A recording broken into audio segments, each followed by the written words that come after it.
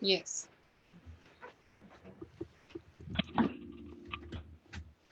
Okay, so for those that have not done these with us, we just read straight through. Since this is a play in 3 acts, unless anybody really needs a break between acts, which please shoot me a message if you need a break, we'll just go straight through. We do not read stage directions. We just find that it slows down the action a little bit too much. And yeah, just boogie on through. Feel free to mute yourself in between if you feel more comfortable that way. I'm back. Or you can leave yourself unmuted. Sometimes it helps to hear reactions from others. But let's go ahead and begin. Did you hear what I was playing, Lane? I didn't think it polite to listen, sir. Sorry for that, for your sake. I don't play accurately. Anyone can play accurately, but I play with wonderful expression. As far as the piano is concerned, sentiment is my forte. I keep science for life. Yes, sir. And speaking of science, of the science of life, have you got the cucumber sandwiches for Lady Bracknell? Yes, sir. Ooh, by the way, Lane, I see from your book that on Thursday night, when Lord Shoreman and Mr. Worthing were dining with me, 8 bottles of champagne are entered as having been consumed. Yes, sir. 8 bottles and a pint. Why is it that at a bachelor's establishment, the servants invariably drink the champagne? I ask merely for information. I attribute it to a superior quality of the wine, sir. I have often observed that in married households, the champagne is rarely of a first-rate brand. Good heavens, is marriage so demoralizing as that? I believe it is a very pleasant state, sir. I have had very little experience of it myself up to the present. I have only been married once. That was in consequence of a misunderstanding between myself and a young person. I don't know that I'm much interested in your family life, Lane. No, sir, it is not a very interesting subject. I never think of it myself.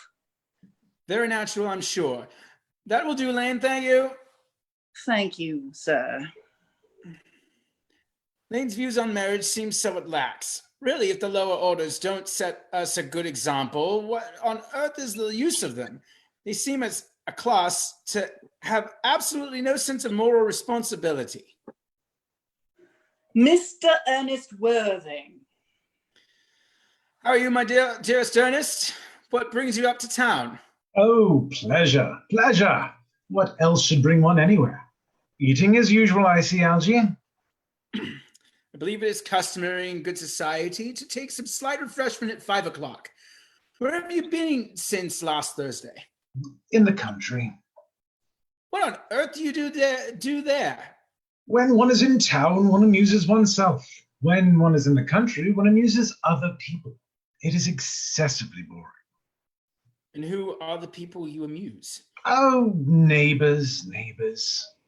Got nice neighbors in your part of Shropshire. Perfectly horrid. Never speak to one of them. How immensely you must amuse them. By the way, Shropshire is your country, is it not? Shropshire? Yes, of course. Hello! Why all these cups? Why the cucumber sandwiches? Why such reckless extravagance in one so young? Who's coming to tea? Oh, merely Aunt Augusta and Gwendolen. How perfectly delightful.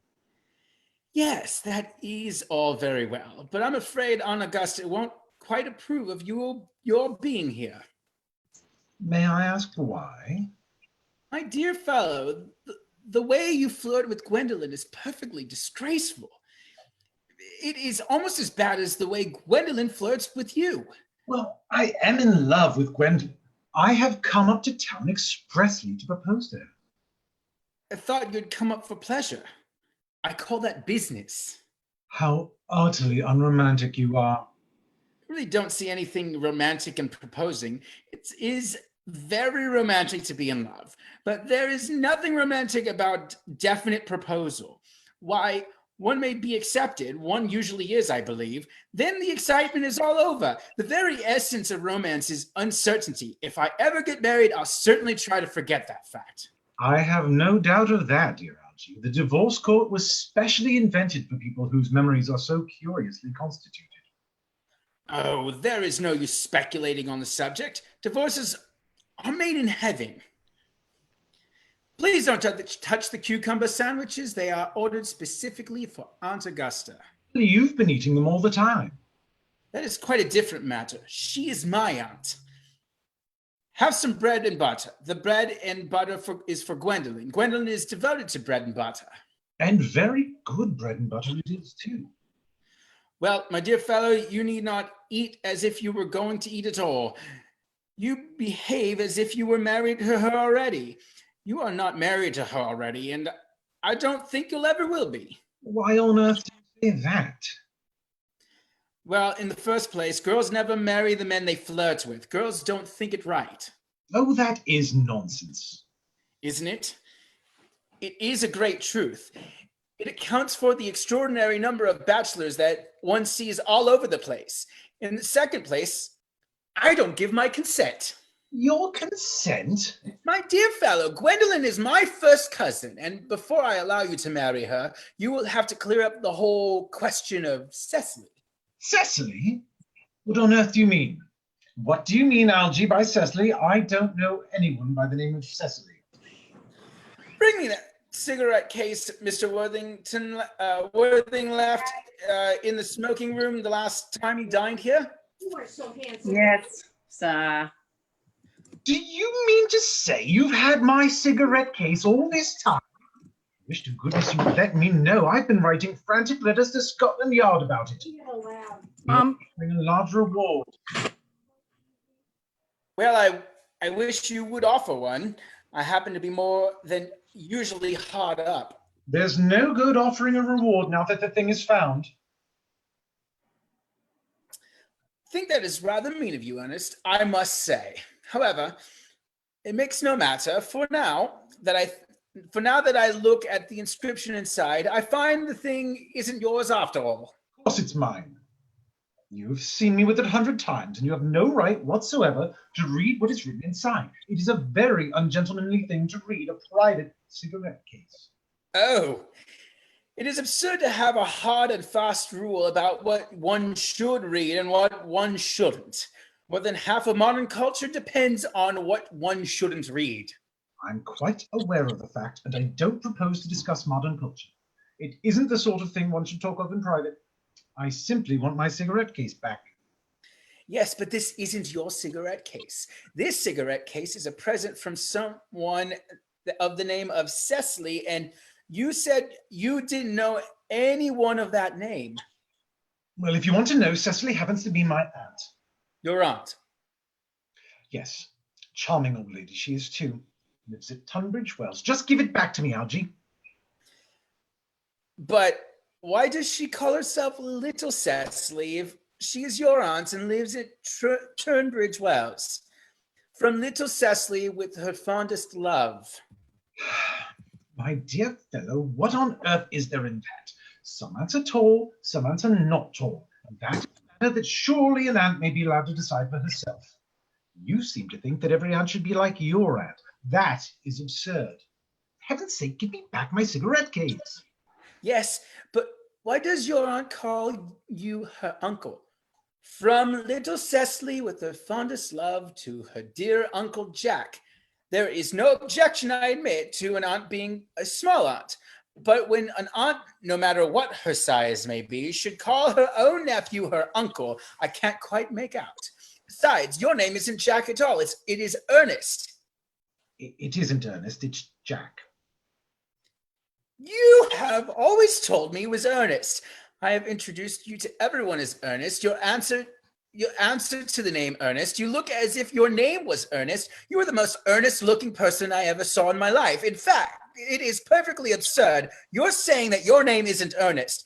It's on your cards. Here is one of them, Mr. Ernest Worthing, B for the Albany.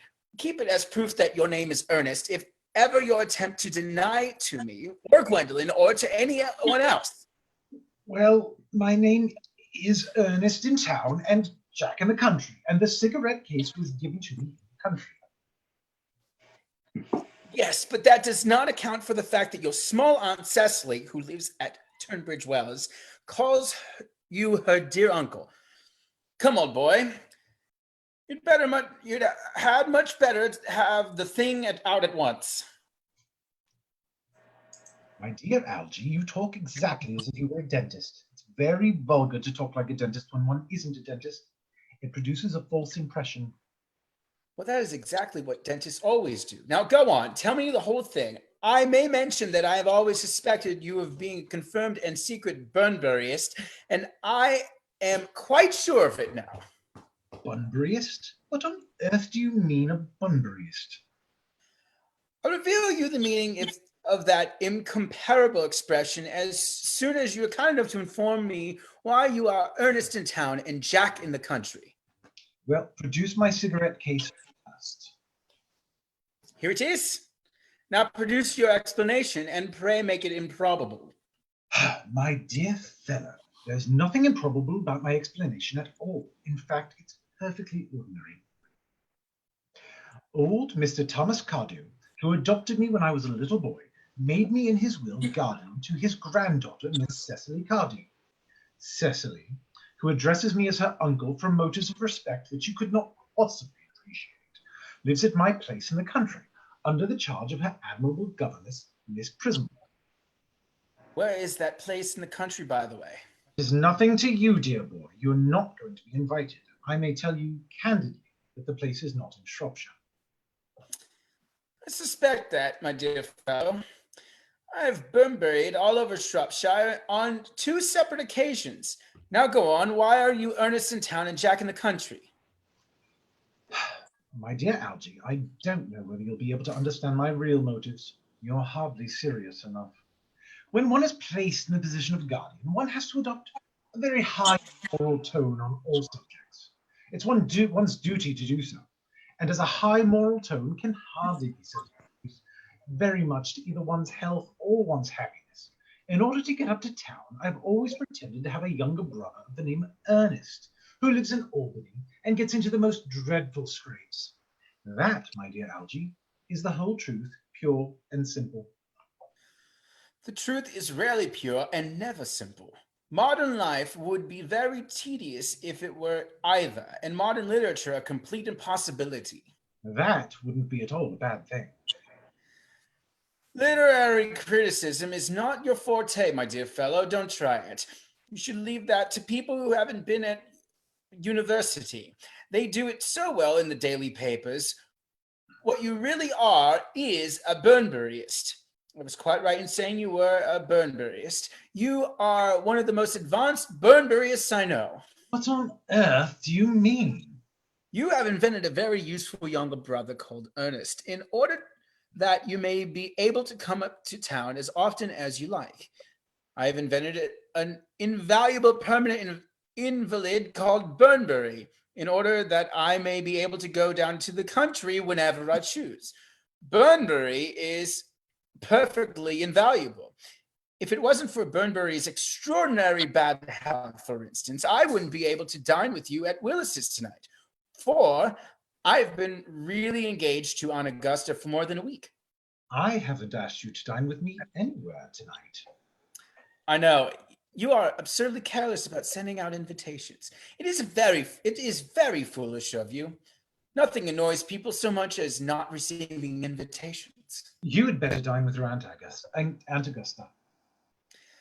I haven't the smallest intention of doing anything of the kind. To begin with, I dine there on Monday, and once a week is quite enough to dine with one's own relatives. In the second place, whenever I do dine there, I'm always treated as a member of the family and sit down with either no woman at all or 2. In the third place, I know perfectly well whom she will place me next to tonight. She will place me next to Mary Farquhar, who always flirts with her own husband across the dinner table. That's not very pleasant. Indeed, it's not even decent.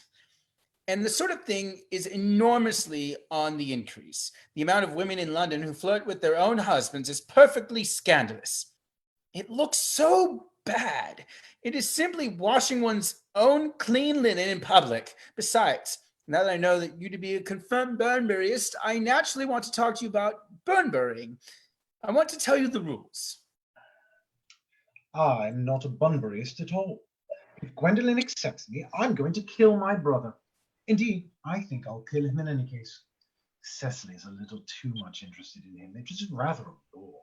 So I'm going to get rid of Ernest, and I strongly advise you to do the same with Mr. Invalid, who has the absurd name. Nothing will induce me to part with Burnbury. And if you ever get married, which seems to be extremely problematic, you will be very glad to know Burnbury. A man who marries without knowing Burnbury has a very tedious time of it. That is nonsense. If I marry a charming girl like Gwendolen, she's the only girl I ever saw in my life that I would marry. I certainly won't want to know Bunbury. Then your wife will. You don't seem to realize that in married life, 3 is company and 2 is none. That, my dear young friend, is the theory that the corrupt French drama has been propounding for the last 50 years. Yes, and the happy English home has proved in half the time.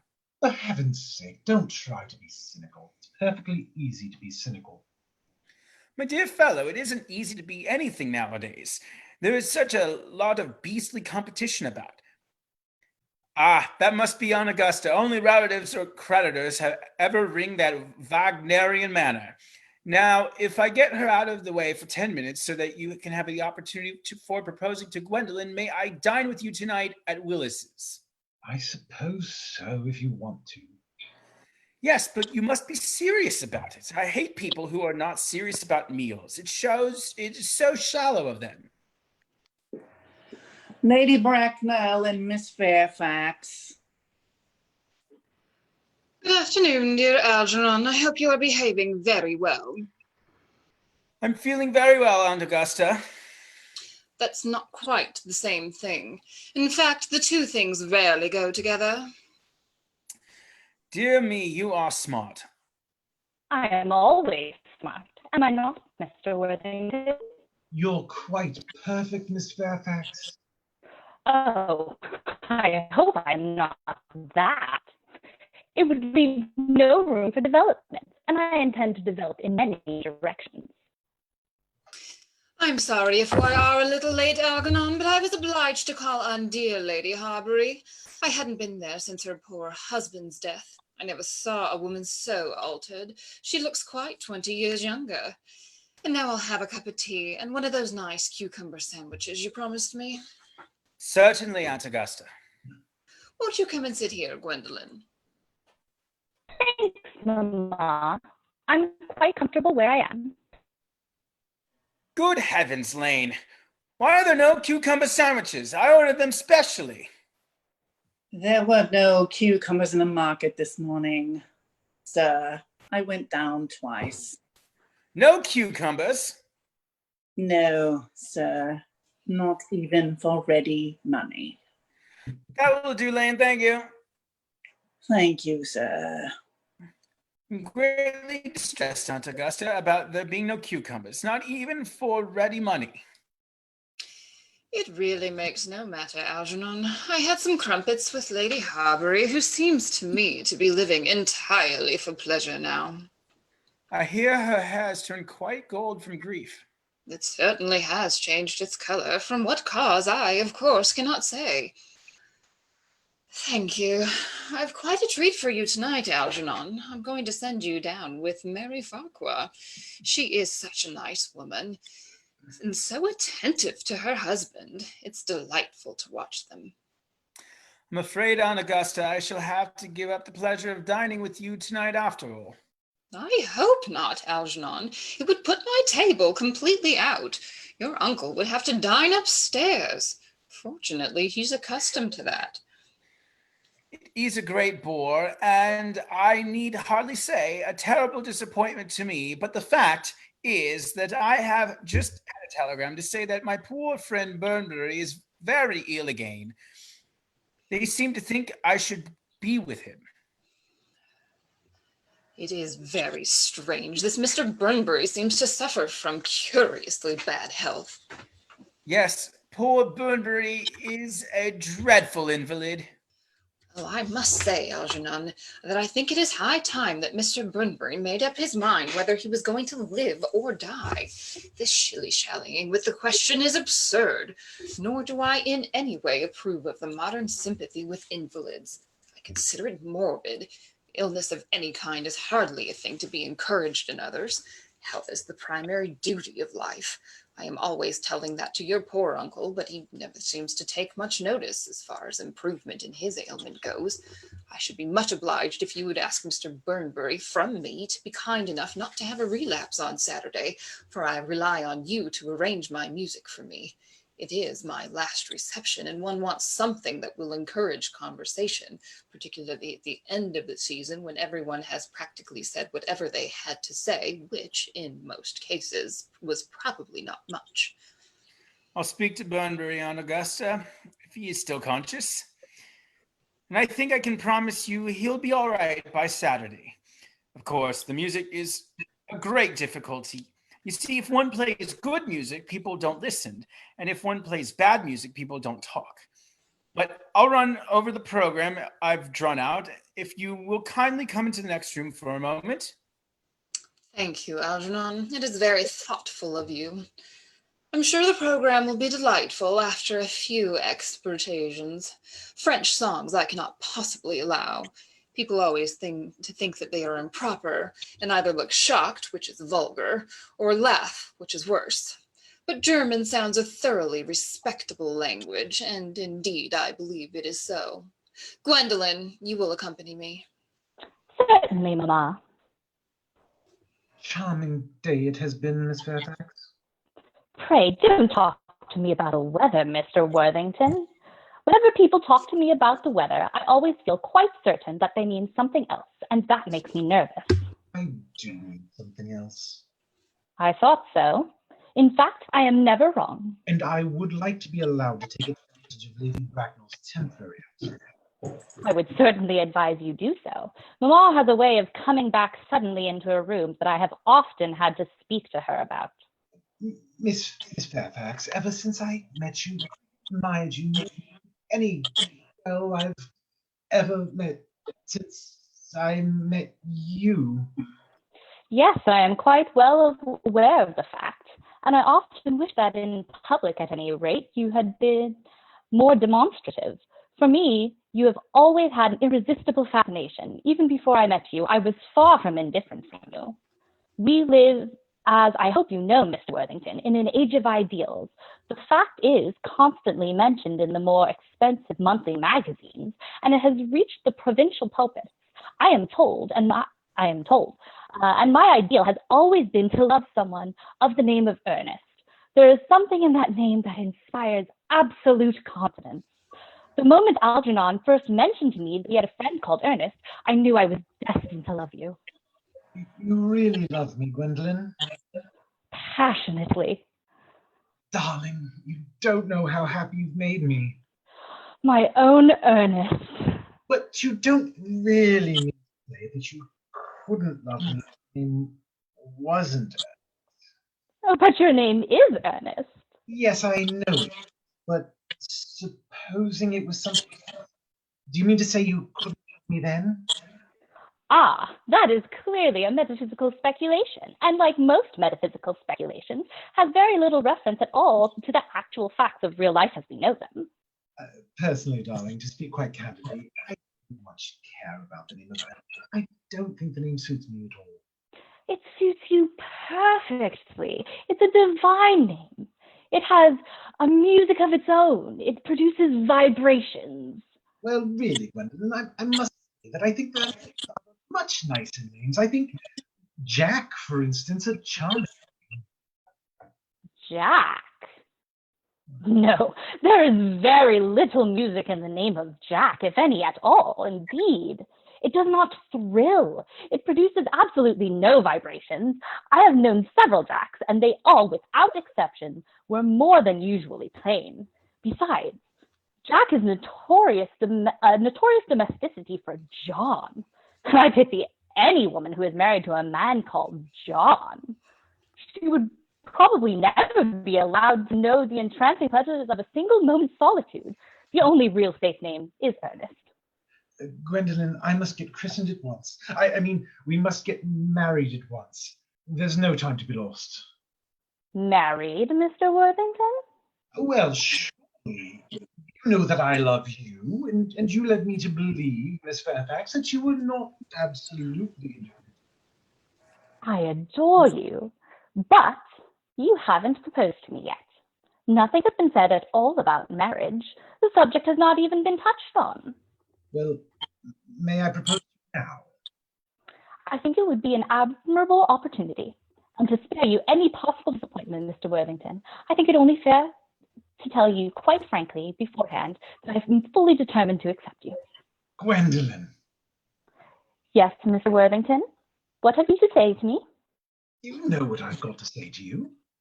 Yes, but you don't say it. Gwendolen, will you marry me? Of course I will, darling. How long have you been about it? I am afraid you have had very little experience in how to propose.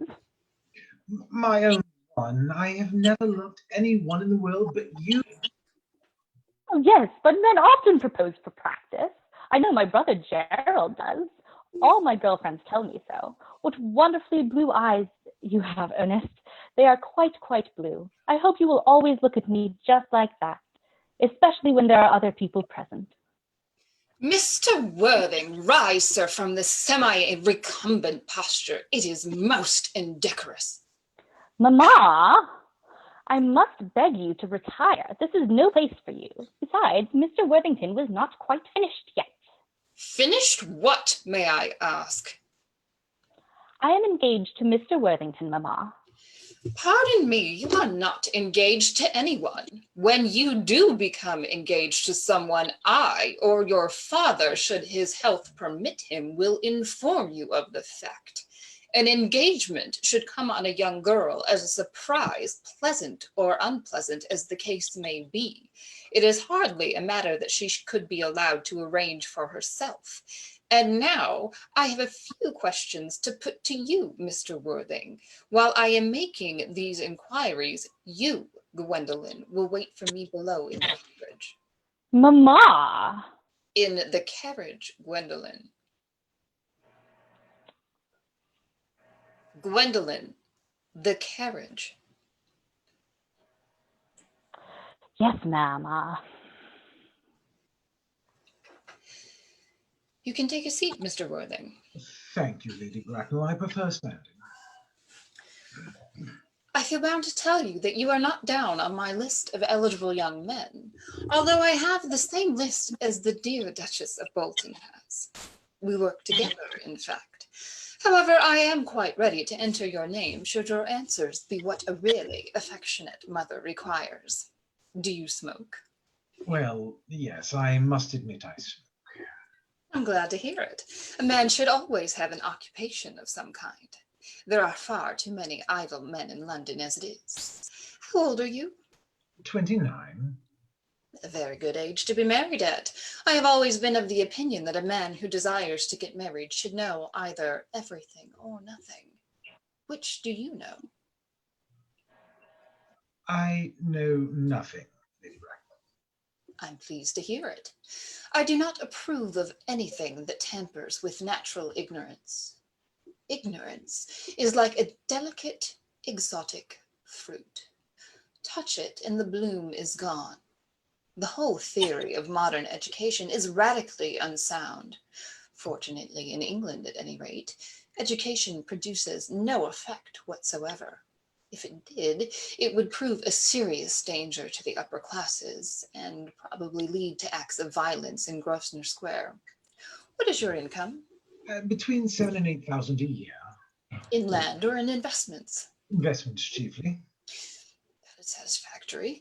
What between the duties expected of one's during one's lifetime and the duties exacted from one after one's death, land has ceased to be either a profit or a pleasure. It gives one position and prevents one from keeping it up. That's all that can be said about land. I have a country house with some land, of course, attached to it, about 1,500 acres, I believe, but I don't depend on that for my real income. In fact, as far as I can make out, the poachers are the only people who make anything out of it. A country house? How many bedrooms? Well, that point can be cleared up afterwards. You have a townhouse, I hope. A girl with a simple, unspoiled nature like Gwendolen could hardly be expected to reside in the country. Well, I own a house in Belgrave Square, but it is let by the year to Lady Bloxham. Of course, I can get it back whenever I like, at month's notice. Lady Bloxham, I don't know her. Oh, she goes about very little. She's a lady considerably advanced in years. Nowadays, that is no guarantee of respectability of character. What number in Belgrave Square? 149. The unfashionable side. I thought there was something. However, that could be easily altered. Do you mean the fashion or the side? Both, if necessary, I presume. What are your politics? I'm afraid I really have none. I'm a liberal unionist. Oh, the Countess Tories. They dine with us, or come in the evening at any rate. Now to minor matters. Are your parents living? I've lost both my parents. To lose one parent, Mr. Worthing, may be regarded as a misfortune. To lose both looks like carelessness. Who was your father? He was evidently a man of some wealth. Was he born in what the radical people call the purple of commerce, or did he rise from the ranks of aristocracy? I'm afraid I really don't know. The fact is, Lady Bracknell, I said I'd lost my parents. It would be the truth to say that my parents seem to have lost me. I don't actually know who I was. I was found. Found? The late Mr. Thomas Cardew, an old gentleman of a very charitable and kindly disposition, found me and gave me the name of Worthing because he happened to have a first-class ticket for Worthing in his pocket at the time. Worthing is a place in Sussex. It's a seaside resort. Where did the charitable gentleman who had a first-class ticket for this seaside resort find you? In a handbag. A handbag? Yes, Lady Bracknell. I was in a handbag. A somewhat large black leather handbag with handles to it, an ordinary handbag indeed. In what locality did this Mr. James or Thomas Cardew come across this ordinary handbag? In the cloakroom at Victoria Station. It was given to him in mistake for his own. The cloakroom at Victoria Station. Yes, the Brighton line. The line is immaterial. Mr. Worthing, I confess I feel somewhat bewildered by what you have just told me. To be born, or at any rate bred, in a handbag, whether it had handles or not, seems to me to display a contempt for the ordinary decencies of family life that reminds one of the worst excesses of the French Revolution. And I presume you know what that unfortunate movement led to? As for the particular locality in which the handbag was found, a cloakroom at a railway station might serve to conceal a social indiscretion, has probably, indeed, been used for that purpose before now, but it could hardly be regarded as an assured basis for a recognized position in good society. May I ask you then which you would advise me to do? I need hardly say I would do anything in the world to ensure Gwendolen's happiness. I would strongly advise you, Mr. Worthing, to try and acquire some relations as soon as possible, and to make a definite effort to produce at any rate one parent of either sex before the season is quite over. Well, I don't see how I can possibly manage to do that. I can produce the handbag at any moment. It's in my dressing room at home. I really think that should satisfy you, Lady Bracknell. Me, sir? What has it to do with me? You could hardly imagine that I and Lord Bracknell would dream of allowing our only daughter, a girl brought up with the utmost care, to marry into a cloakroom and to form an alliance with a parcel. Good morning, Mr. Worthing. Good morning. For goodness sake, don't play that ghastly tune, Algie. How idiotic you are. Didn't go off all right, old boy. You don't mean to say Gwendolen refused you? I know it was a way she has. She is always refusing people. I think it is most ill-natured of her. Oh, Gwendolen's right as a trivet. As far as she's concerned, we're engaged. Her mother is perfectly unbearable. Never met such a gorgon. I don't really know what a gorgon is like, but I'm quite sure that Lady Bracknell is one. In any case, she is a monster, without being a myth, which is rather unfair. I beg your pardon, Algie. I suppose I shouldn't talk about your own aunt in that way before you. My dear boy, I love hearing my relations abused. It's the only thing that makes me put up with them at all. Relations are simply a tedious pack of people who haven't got the remotest knowledge of how to live, nor the smallest instinct about when to die. That is nonsense. It isn't. Well, I won't argue about the matter. You always want to argue about things. This is exactly what things were originally made for. Upon my word, if I thought that, I'd shoot myself. I don't think there's any chance of Gwendolen becoming like her mother in about 150 years, do you, Algie? All women become their mothers. That is their tragedy. No man does. That's his. Is that clever? It's perfectly phrased, and quite as true as any observation in civilized life should be. I'm sick to death of cleverness. Everybody's clever nowadays. You can't go anywhere without meeting clever people.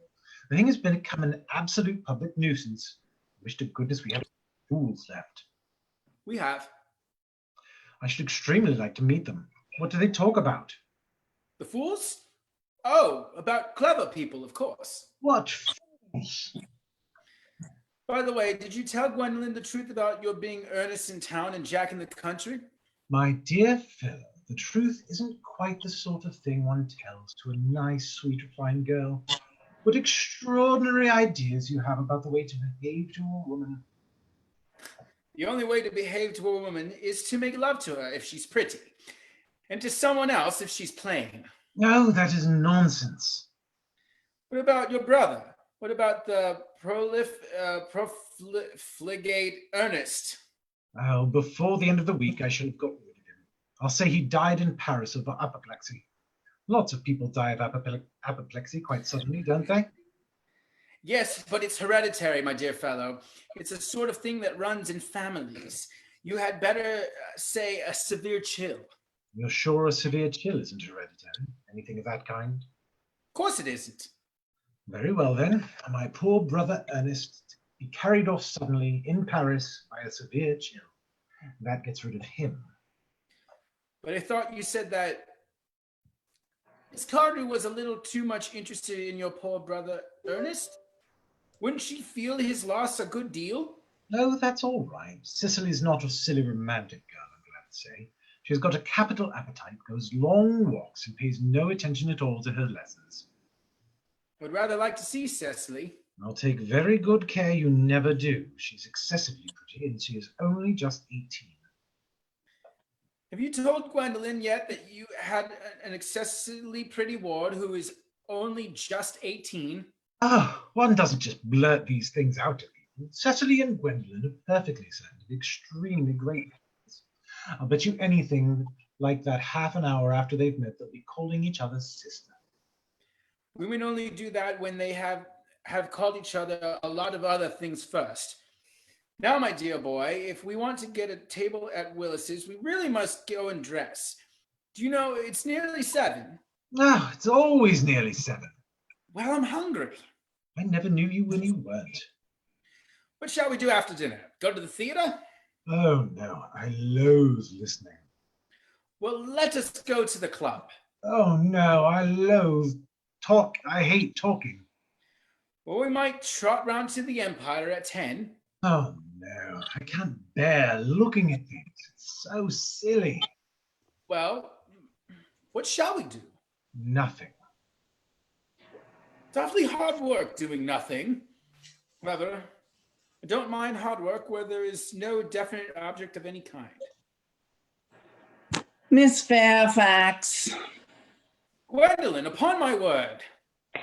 Algie, kindly turn your back. I have something very particular to say to Mr. Worthing. Really, Gwendolen, I don't think I can allow this at all. Algie, you always adopt a strictly immoral attitude toward life. You are not quite old enough to do that. My own darling. Ernest, we may never be married. From the expression on Mamma's face, I fear we never shall. Some parents nowadays pay any regard to what their children say to them. The old-fashioned respect for the young is fast dying out. Whatever influence I have had over Mamma, I lost at the age of 3. But although she may prevent us from becoming man and wife, and I may marry someone else, and marry often, nothing that she can possibly do can alter my eternal devotion to you. Dear Gwendolen. The story of your romantic origin, as related to me by Mamma, with unpleasing comments, has naturally stirred the deeper fibers of my nature. Your Christian name has an irresistible fascination. The simplicity of your character makes you exquisitely incomprehensible to me. Your town address at the Albany I have. What is your address in the country? The Manor House, Woolton, Hertfordshire. There's a good postal service, I suppose? It may be necessary to do something desperate. That, of course, will require serious consideration. I will communicate with you daily. My own one. How long do you remain in town? Till Monday. Good. Algie, you may turn around now. Thanks, I've turned around already. You may also ring the bell. You will let me see you to your carriage, my own darling. Certainly. I will see Miss Fairfax out. Yes, sir. Glass of sherry, Lane. Yes, sir. Tomorrow, Lane, I'm going Bernburying. Yes, sir. Should probably not be back till Monday. You can put up my dress clothes, my smoking jacket, and all the Bernbury suits. Yes, sir. I hope tomorrow will be a fine day, Lane. It never is, sir. Lane, you're a perfect pessimist. I do my best to give satisfaction, sir. There's a sensible, intellectual girl. The only girl I ever cared for in my life. On earth are you so amused at? Oh, I'm a little anxious about poor Bernbury, that's all. Don't take care. Your friend Bunbury will get you into a serious scrape someday. I love scrapes. They are the only things that are never serious. That's nonsense, Algie. You never talk anything but nonsense. Nobody ever does.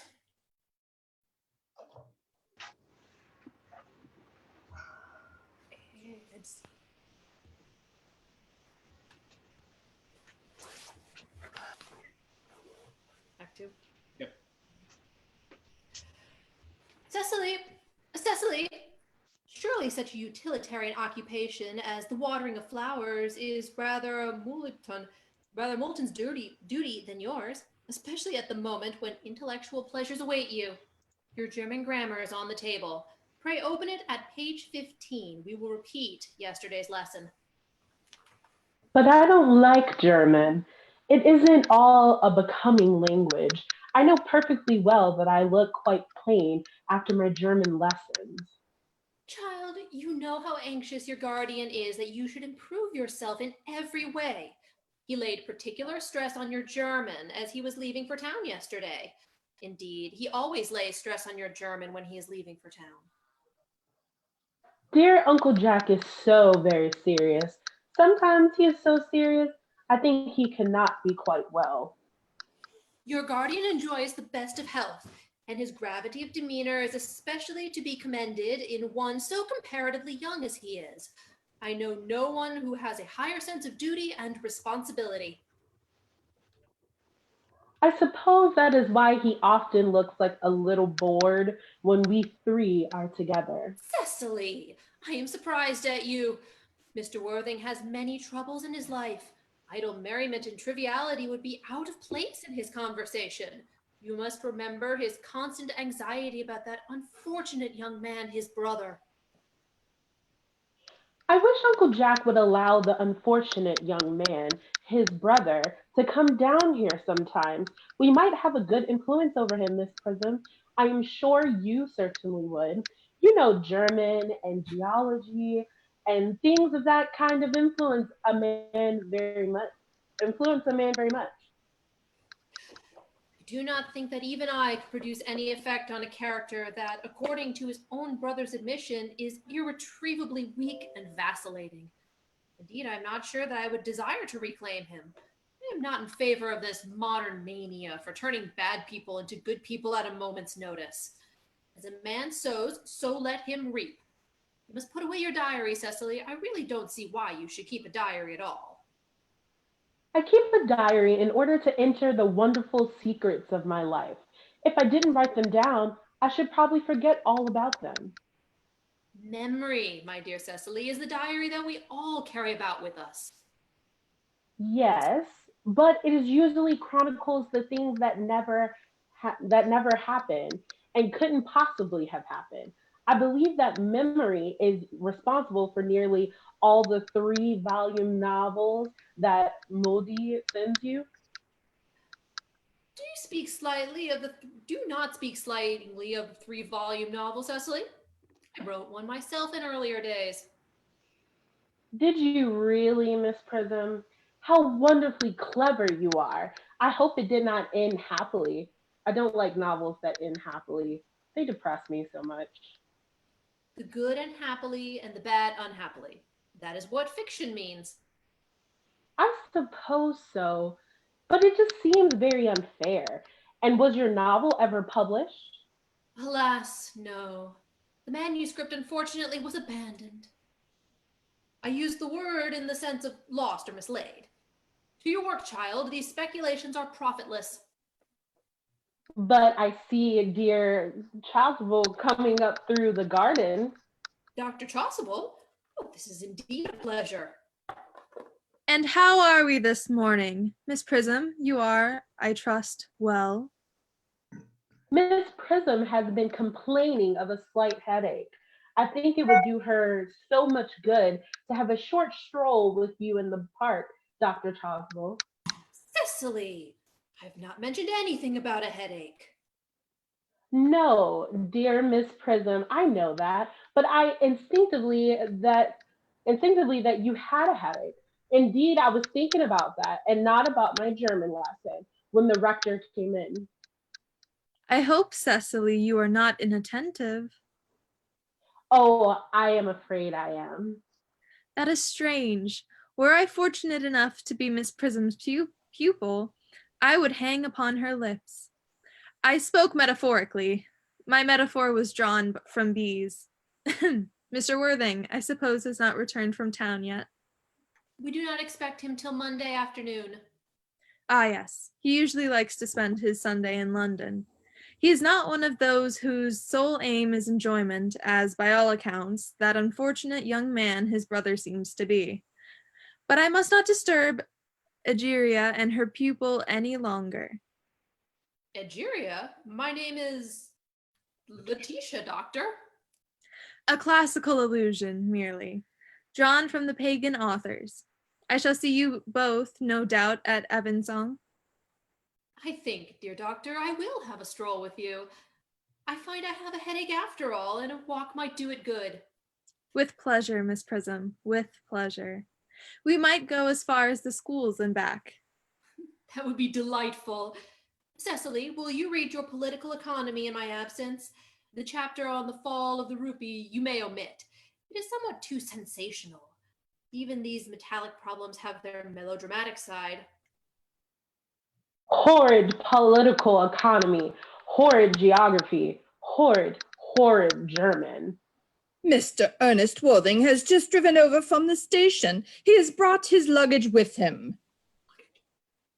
Mr. Ernest Worthing, B4 the Albany W. Uncle Jack's brother? Did you tell him Mr. Worthing was in town? Yes, miss. He seemed very much disappointed. I mentioned that you and Miss Prism were in the garden. He said he was anxious to speak to you privately for a moment. Ask Mr. Ernest Worthing to come here. I suppose you had better talk to the housekeeper about a room for him. Yes, miss. I have never met any really wicked person before. I feel rather frightened. I'm so afraid he will look just like everyone else. He does. You are my little cousin Cecily, I'm sure. You are under some strange mistaken. I am not little. In fact, I believe I am more than usually tall for my age. But I am your cousin Cecily. You and I see from your card are Uncle Jack's brother, my cousin Ernest, my wicked cousin Ernest. Oh, I'm not really wicked at all, cousin Cecily. You mustn't think I'm wicked. If you are not, then you have certainly been deceiving us all in a very inexcusable manner. I hope you have not been leading a double life, pretending to be wicked and being really good all the time. That would be hypocrisy. Oh, of course I have been rather reckless. I'm glad to hear it. In fact, now you mention the subject, I have been very bad in my own small way. I don't think you should be so proud of that, though I am sure it must have been very pleasant. It is much pleasanter being here with you. I can't understand how you are here at all. Uncle Jack won't be back till Monday afternoon. That is a great disappointment. I am obliged to go up to the first train on Monday morning. I have a business appointment that I am anxious to miss. Couldn't you miss it anywhere but in London? No, the appointment is in London. Well, I know, of course, how important it is not to keep a business engagement if one wants to retain any sense of the beauty of life. But still, I think you had better wait till Uncle Jack arrives. I know he wants to speak with you about immigrating. About my what? Sorry, you're immigrating. He has gone up to buy your outfit. I certainly wouldn't let Jack buy my outfit. He has no taste in neckties at all. I don't think you will require neckties. Uncle Jack is sending you to Australia. Australia? I'd sooner die. Well, he said at dinner on Wednesday night that you would have to choose between this world, the next world, and Australia. Oh, well. The accounts I have received of Australia and the next world are not particularly encouraging. This world is good enough for me, cousin Cecily. Yes, but you are not good enough for it. I'm afraid I'm not that. That is why I want you to reform me. You might make it your mission, if you don't mind, cousin Cecily. I'm afraid I have no time this afternoon. Well, would you mind my reforming myself this afternoon? It is rather quixotic of you, but I think you should try. I will.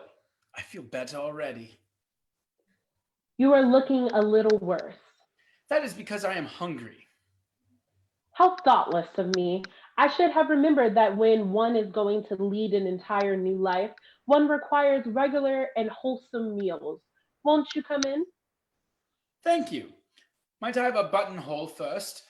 I never have any appetite unless I have a buttonhole first. A March O'Neill? No, I'd sooner have a pink rose. Why? Because you are like a pink rose, cousin Cecily. I don't think it can be right for you to talk to me like that. Miss Prism never says such things to me. Then Miss Prism is a short-sighted old lady. You are the prettiest girl I ever saw.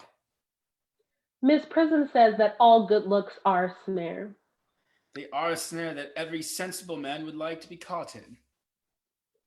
Oh, I don't think I would care to catch a sensible man. I should know what to talk to him about. You are too much alone, dear Dr. Chasuble.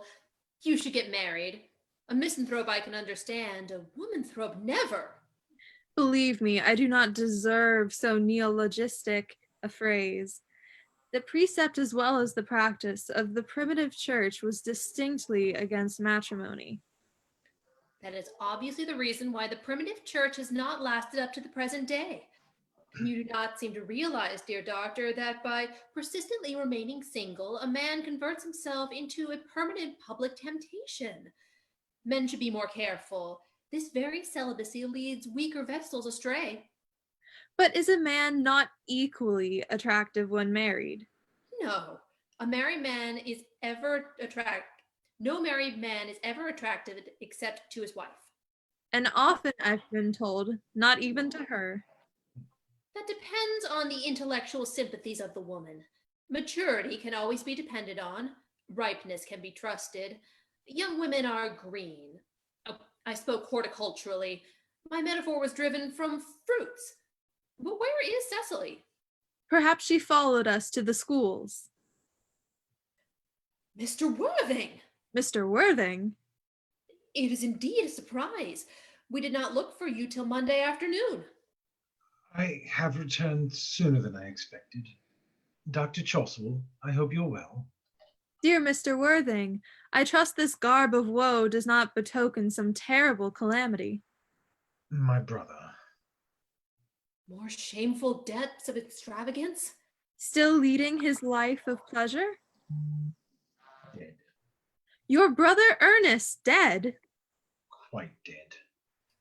What a lesson for him. I trust he'll profit by it. Mr. Worthing, I offer you my sincere condolence. You have at least the consolation of knowing that you were always the most generous and forgiving of brothers. Poor Ernest. He had many faults. But it is a sad, sad blow. Very sad indeed. Were you with him at the end? No, he died abroad. In Paris, in fact. I had a telegram last night from the manager of the Grand Hotel. Was the cause of death mentioned? A severe chill, it seems. As a man sows, so he shall reap. Charity, dear Miss Prism, Charity. None of us are perfect. I myself am peculiarly susceptible to droughts. Will the interment take place here? No, he seems to have expressed a desire to be buried in Paris. In Paris? I fear that hardly points to any very serious state of mind at the last.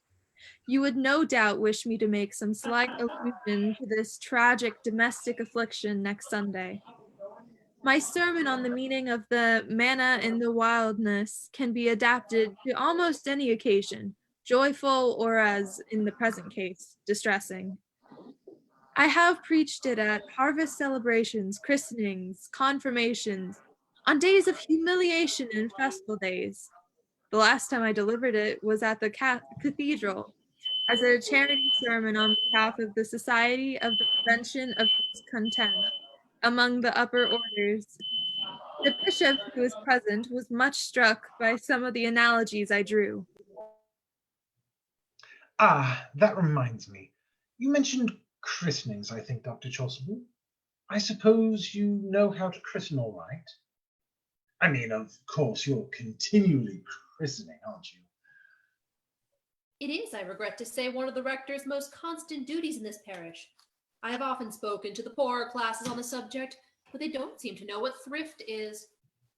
But is there any particular infant in whom you are interested, Mr. Worthing? Your brother was, I believe, unmarried, was he not? Oh, yes. People who live entirely for pleasure usually are. But it's not for any child, dear doctor. I'm very fond of children. No, the fact is, I would like to be christened myself. This afternoon, if you have nothing better to do. But surely, Mr. Worthing, you have been christened already. I don't remember anything about it. But have you any grave doubts on the subject? I certainly intend to have. Of course, I don't know if the thing would bother you in any way, or if you think I'm a little too old now. Not at all. The sprinkling and indeed the immersion of adults is a perfectly canonical practice. Immersion? You need have no apprehensions. Sprinkling is all that is necessary, or indeed I think advisable. Our weather is so changeable. At what hour would you wish the ceremony performed? Oh, I might trot around about 5 if that would suit you. Perfectly, perfectly. In fact, I have 2 similar ceremonies to perform at that time, a case of twins that occurred recently in one of the outlying cottages on your own estate. Poor Jenkins the carter, a most hard-working man. Oh, I don't see much fun in being christened along with other babies. It would be childish. Would 5:30 do? Admirably, admirably.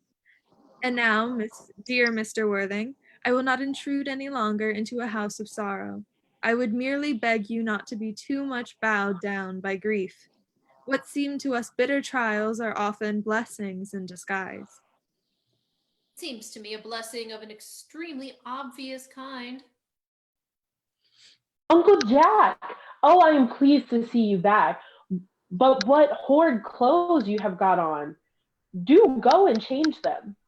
Cecily! My child, my child. What is the matter, Uncle Jack? Do look happy. You look as if you had a toothache, and I have got much a surprise for you. Who do you think is in the dining room? Your brother. Who? Your brother, Ernest. He arrived about half an hour ago. Nonsense. I haven't got a brother. Oh, don't say that. However badly he may have behaved to you in the past, he is still your brother. You couldn't be so heartless as to disown him. I'll tell him to come out, and you will shake hands with him. Won't you, Uncle Jack? These are very joyful tidings. After we had all been resigned to his loss, he suddenly returns seems to me particularly distressing. My brother is in the dining room. I don't know what it all means. I think it's perfectly absurd. Good heavens!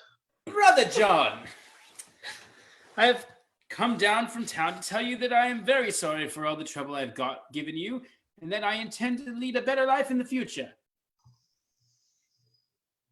Uncle Jack, you are not going to refuse your own brother's hand. Nothing will induce me to take his hand. I think his coming down here is disgraceful. He knows perfectly well why. Uncle Jack, do be nice. There is some good in everyone. Ernest has just been telling me about his poor invalid friend, Mr. Bunbury, who he goes to visit so often. And surely there must be much good in one who is kind to an invalid and leaves the pleasures of London to sit by a bed of pain. Oh, he has been talking about Bunbury, has he? Yes, he has told me all about poor Bunbury and his terrible state of health. Bunbury? Well, I won't have him talk to you about Bunbury or anything else. It's enough to drive one perfectly frantic. Of course, I admit that the faults were all on my side. But I may say that I think that Brother John's coldness to me is particularly painful. I expected a more enthusiastic welcome, especially considering it is the first time I have come here. Uncle Jack, if you don't shake hands with Ernest, I will never forgive you. Never forgive me? Never, never, never. Well, this is the last time I shall ever do it. It's pleasant, is it not, to see so perfect a reconciliation. I think we might leave the 2 brothers together. Cecily, you will come with us. Certainly, Miss Prism. My little task of reconciliation is over. You have done a beautiful action today, dear child. We must not be premature in our judgments. I feel very happy. You young scoundrel, Algie. You must get out of this place as soon as possible. I don't allow any Bunburying here. I have put Mr. Ernest's things in the room next to you, sir. I suppose that is all right? What? Mr. Ernest's luggage, sir. I have unpacked it and put it in the room next to your own. His luggage? Yes, sir. 3 portmanteaus. portmanteaus, a dressing case, 2 hat boxes, and a large luncheon basket. I am afraid I can't stay more than a week this time. Merriman, order the dog cart at once. Mr. Ernest has been suddenly called back to town. Yes, sir. What a fearful liar you are, Jack. I have not been called back to town at all. Yes, you have. I haven't heard anyone call me. Your duty as a gentleman calls you back. My duty as a gentleman has never interfered with my pleasures in the smallest degree. I can quite understand that. Well, Cecily is a darling. You're not to talk of Miss Cardew like that. I don't like it. I don't like your clothes. You look perfectly ridiculous in them. Why on earth don't you go up and change? It is perfectly childish to be in deep mourning for a man who is already staying for a whole week with you in your house as a guest. I call it grotesque. You're certainly not staying with me for a whole week as a guest or anything else. You've got to leave by the 4:05 train. I certainly won't leave you so long as you are in mourning. It would be most unfriendly. If I were in mourning, you would stay with me, I suppose. I should think it very unkind if you didn't. Well, will you go if I change my clothes? Yes, if you're not too long. I never saw anybody take so long to dress, and with such little result. Well, at any rate, this is better than being always overdressed as you are. If I'm occasionally a little overdressed, I make up for it by being always immensely overeducated. Your vanity is ridiculous, your conduct an outrage, and your presence in my garden utterly absurd. However, you've got to catch the 4:05, and I hope you will have a pleasant journey back to town. This bunburying, as you call it, has not been a great success for you. I think it has been a great success. I'm in love with Cecily, and that is everything.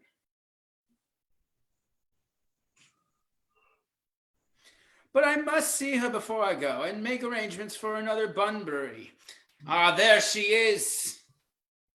Oh, I merely came back to water the roses. I thought you were with Uncle Jack.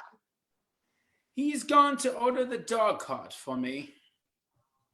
Oh, and he's going to take you for a nice drive? He's going to send me away. Then have we got to part? I'm afraid so. It's a very painful parting. It is always painful to part from people whom one has known for a very brief space of time. The absence of old friends one can endure with equanimity. But even a momentary separation from anyone to whom one has been introduced is almost unbearable. Thank you. The dog cart is at the door, sir. It can wait, Merriman, for 5 minutes. Yes, miss. I hope, Cecily, I shall not sorry. offend you if I state quite frankly and openly that you seem to me to be in every way the visible personification of absolute perfection. I think your frankness does you great credit, Ernest. If you will allow me, I will copy your remarks into my diary. Do you really keep a diary? I'd give anything to look at it. May I? Oh no. You see, it is simply a very young girl's record of her own thoughts and impressions, and consequently meant for publication. When it appears in volume form, I hope you will order a copy. But pray, Ernest, don't stop. I delight in taking down from dictation. I have reached absolute perfection. You can go on. I am quite ready for more. Oh, don't cough, Ernest. When one is dictating, one should speak fluently and not cough. Besides, I don't know how to spell a cough. Cecily, ever since I first looked upon your wonderful and incomparable beauty, I have dared to love you wildly, passionately, devoutly, hopelessly. I don't think that you should tell me that you love me wildly, passionately, devotedly, hopelessly. Hopelessly doesn't seem to make much sense, does it? Cecily. The dog cart is waiting, sir. Tell her to come around next week at the same hour. Yes, sir. Uncle Jack would be very much annoyed if he knew you were staying on till next week at the same hour. I don't care about Jack. I don't care for anybody in the whole world but you. I love you, Cecily. You will marry me, won't you? You silly boy. Of course. Why, we have been engaged for the last 3 months. For the last 3 months? Yes. It will be exactly 3 months on Thursday. But how did we become engaged? Well, ever since dear Uncle Jack first confessed to us that he had a younger brother who was very wicked and bad, you, of course, have formed the chief topic of conversation between myself and Miss Prism. And of course, a man who is much talked about is always very attractive. One feels that there must be something in him after all. I dare say it was foolish of me, but I fell in love with you, Ernest. Darling, and when was the engagement actually settled? On the 14th of February last.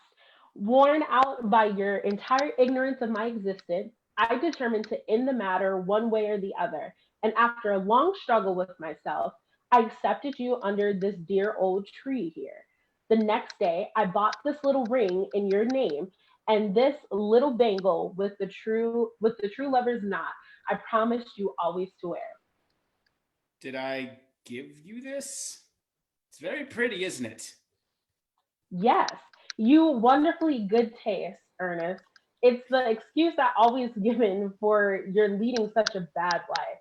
And this is the box in which I keep all your dear letters. My letters! But, my own sweet Cecily, I've never written you any letters. You need hardly remind me of that, Ernest. I remember only too well that I was forced to write your letters for you. I wrote always 3 times a week, and sometimes oftener. Oh, do let me read them, Cecily. Oh, I couldn't possibly. They would make you far too conceited.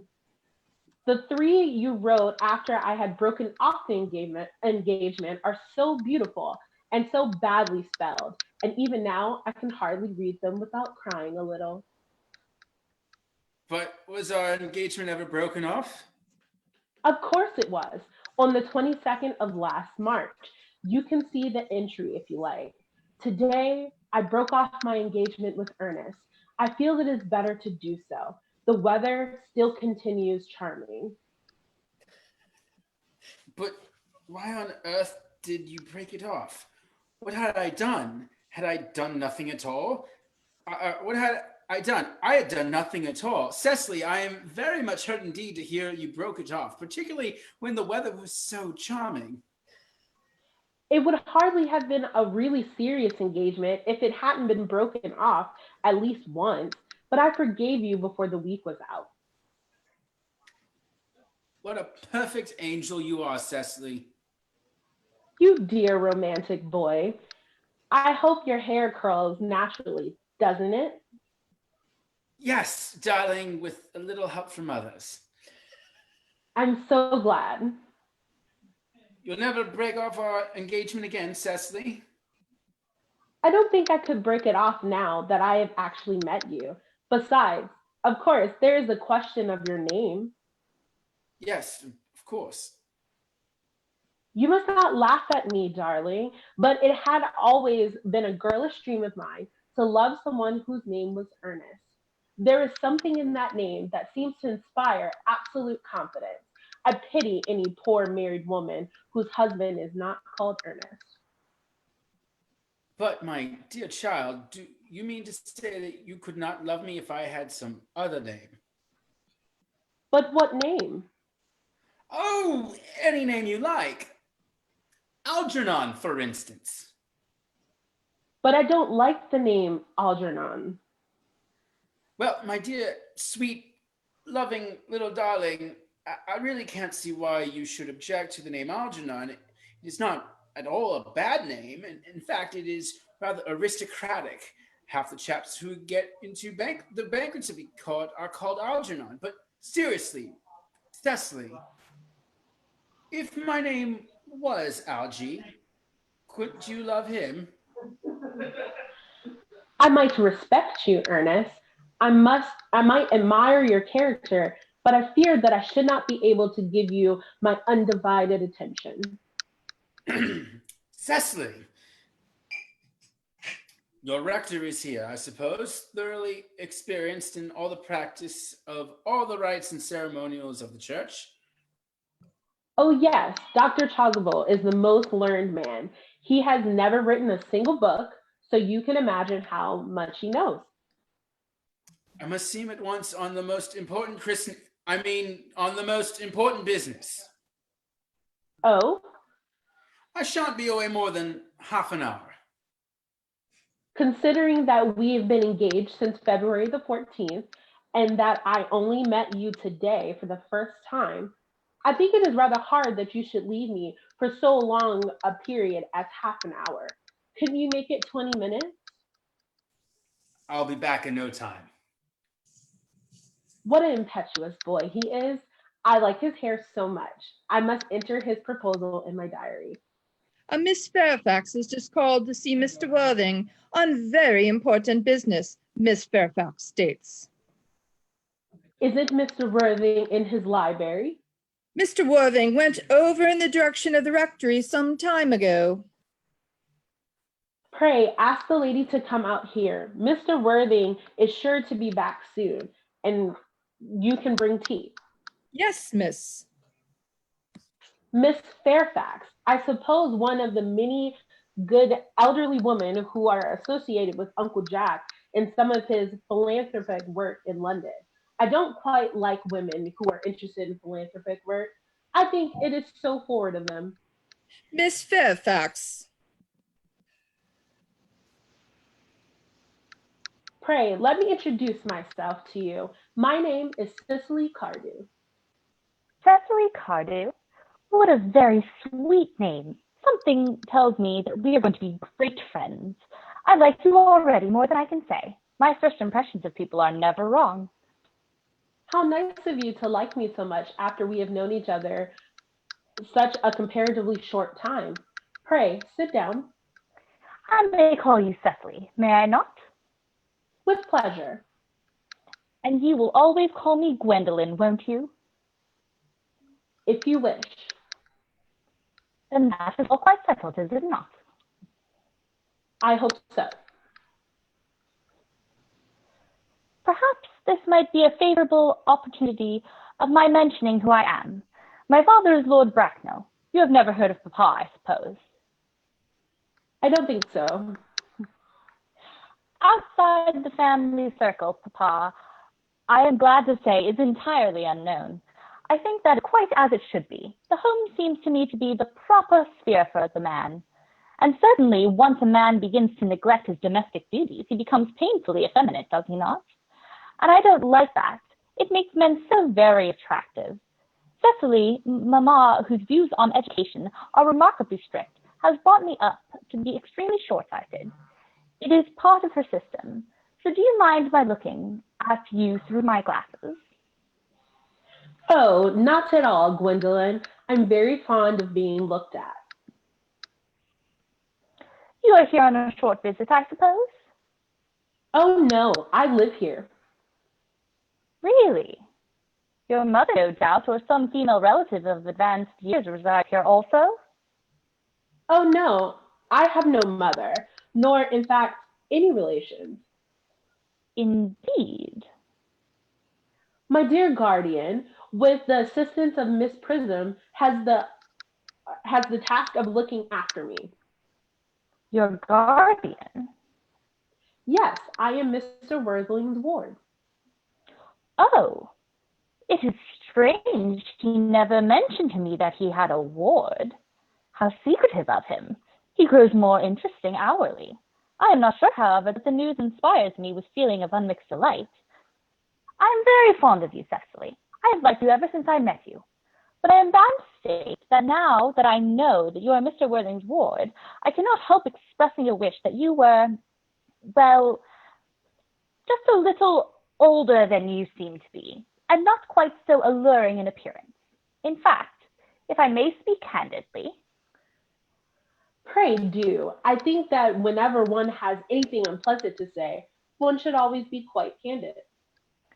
well, to speak with perfect candor, Cecily, I wish that you were a full 42 and more than usually plain for your age.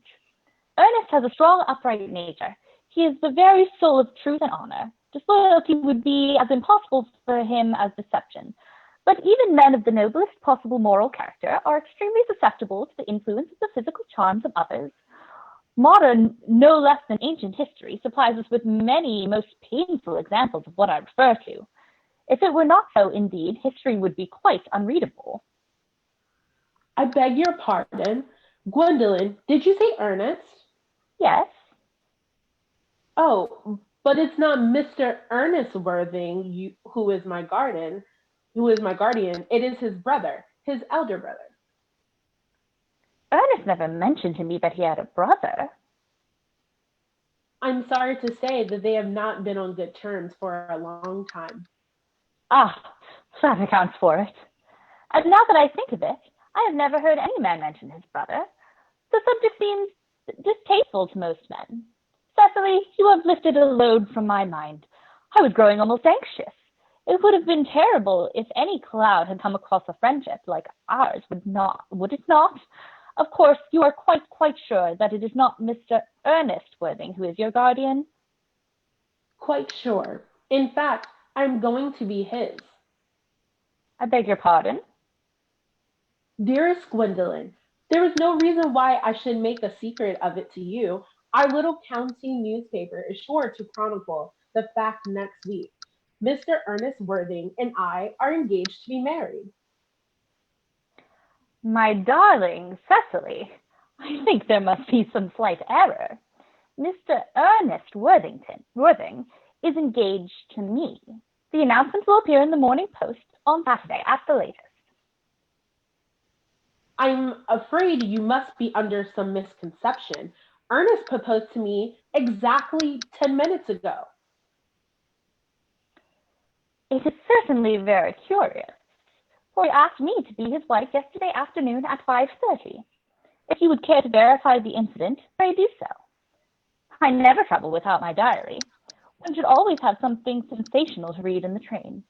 I am so sorry, dear Cecily, if it is any disappointment to you, but I am afraid I have the prior claim.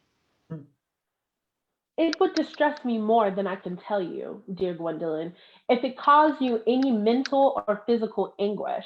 But I feel bound to point out that since Ernest proposed to you, he clearly has changed his mind. If the poor fellow has been entrapped into any foolish promise, I shall consider it my duty to rescue him at once and with a firm hand. Whatever unfortunate entanglement my dear boy may have gotten into, I will never reproach him with it after we are married. Do you allude to me, Miss Cardew, as an entanglement? You are presumptuous. On an occasion of this kind, it becomes more than a moral duty to speak one's mind. It becomes a pleasure. Do you suggest, Miss Fairfax, that I entrapped Ernest into an engagement? How dare you? This is no time for wearing the shadow mask of manners. When I see a spade, I call it a spade. I am glad to say that I have never seen a spade. It is obvious that our social spheres have been wildly different. Shall I lay tear here as usual, miss? Yes, as usual. Are there many interesting walks in the vicinity, Miss Cardew? Oh, yes, a great many. From the top of one of the hills, quite close, one can see 5 counties. 5 counties? I don't think I should like that. I hate crowds. I suppose this is why you live in town?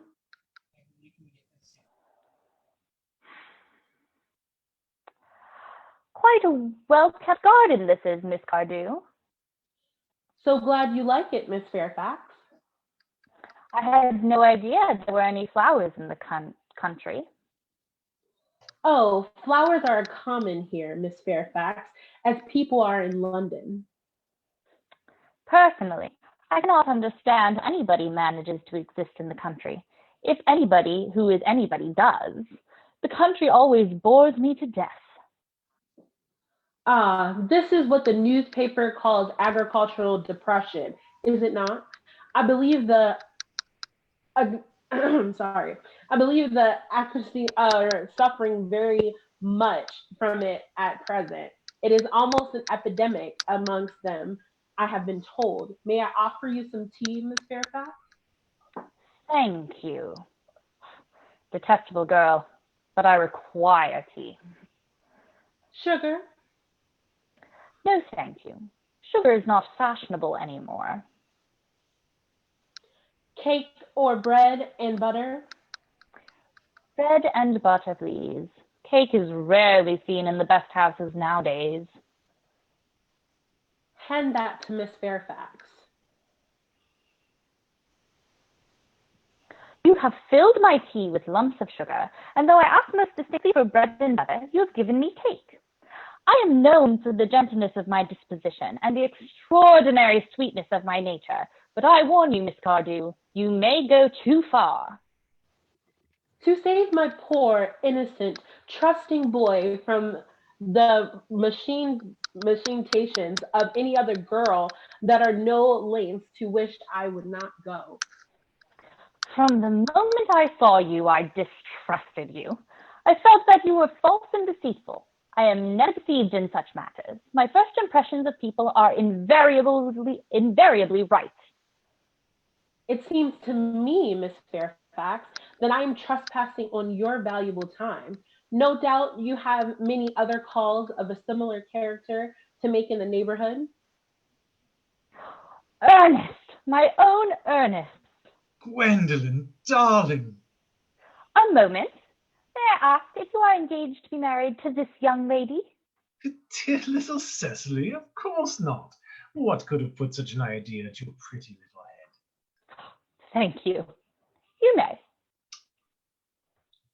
I knew there must be some misunderstanding, Miss Fairfax. The gentleman whose arm is at present round your waist is my guardian, Mr. John Worthing. I beg your pardon? This is Uncle Jack. Jack? Oh. Here is Ernest. My own love. A moment, Ernest. May I ask you, are you engaged to be married to this young lady? To what young lady? Good heavens, Gwendolen? Yes, to good heavens, Gwendolen. I mean, to Gwendolen. Of course not. What could have put such an idea into your pretty little head? Thank you. You may. I felt there was some slight error. Miss Cardew, the gentleman who is now embracing you is my cousin, Mr. Algernon Moncrief. Algernon Moncrief? Oh. Are you called Algernon? I cannot deny it. Oh. Is your name really John? I could deny it if I liked. I could deny anything if I liked, but my name certainly is John. It's been John for years. A gross deception has been practiced on both of us. My poor wounded Cecily. My sweet wrong Gwendolen. You will call me sister, will you not? There is just one question I would like to allow to ask my guardian.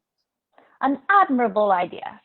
Mr. Worthing, there is just one question I would like to be permitted to put to you. Where is your brother Ernest? We are both engaged to be married to your brother Ernest, so it is a matter of some importance to us to know where your brother Ernest is at present. Gwendolen, Cecily, it is very painful for me to be forced to speak the truth. It's the first time in my life I have ever been reduced to such a painful position, and I'm really quite inexperienced in doing anything of the kind. However, I will tell you quite frankly that I have no brother Ernest. I have no brother at all. I never had a brother in my life, and I certainly have not the smallest intention of ever having one in the future. No brother at all? None. Had you never a brother of any kind? Never. Not even of any kind. I am afraid it is quite clear, Cecily, that neither of us is engaged to be married to anyone. It is not a very pleasant position for a young girl suddenly to find herself in, is it? Let us go into the house. They will hardly venture to come after us there.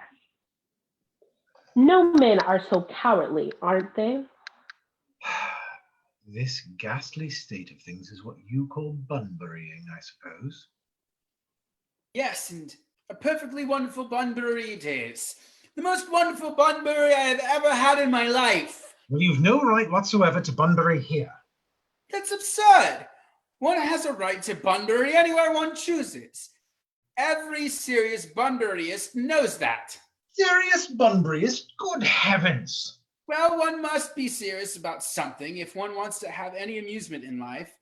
I happen to be serious about Bunburying. What on earth are you serious about if I haven't got the remotest idea about anything I should fancy? You have such an absolutely trivial nature. Well, the only small satisfaction I have in the whole of this wretched business is that your friend Bunbury is quite exploded. You won't be able to run down to the country quite so often as you used to, dear Algie.